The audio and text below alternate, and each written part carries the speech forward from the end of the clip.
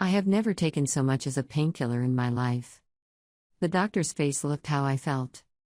He took out his charts and looked over them again. No, you definitely tested positive for nitrazepam, which is a powerful sedative. Later that evening, as I sat in bed, a million different thoughts ran through my head. How was that even possible? I thought to myself.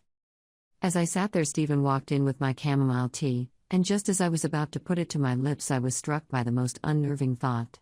The realization that my boyfriend was drugging me hit me like a ton of bricks and filled me with a dread I had never felt before.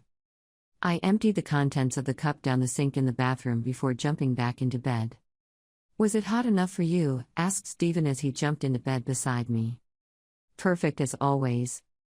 I felt as if I was lying beside a complete stranger. Had I ever really known him? I thought to myself as I lay there terrified he was doing unimaginable things to me while I slept. I must have drifted off at some stage because when I woke up the room was a mess and Stephen was nowhere to be seen. My body ached all over, and it felt like I was in a fight. What the hell was he doing to me in my sleep? I thought. I had made the decision to go to the police, but I needed evidence, or it was just my word against his. I had purchased a hidden camera and set it up in the bedroom, pointing it towards the bed. I woke up exhausted as usual, which unfortunately meant you had done something to me while I slept, but I had it on camera. I opened my laptop to check the footage. For the first couple of hours of sleep, nothing happened. For a moment I had hoped I was imagining everything until I watched myself jolt from the bed. At first, I couldn't believe what I was doing. It felt like I was watching a horror movie as I watched myself crawl up the bedroom wall like some possessed demon.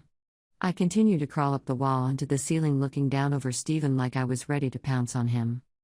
Stephen woke, and it was strange watching him because it was like he was prepared for what was happening and didn't seem fazed by it. He took a stick out from under the bed as I pounced from the ceiling above, and he spent the next hour fighting me off. I watched as he subdued me on the bed before pulling out handcuffs and cuffing me to the bed. I looked at the marks on my wrists, which made sense now. As soon as Stephen came home from work, I ran and threw my arms around him.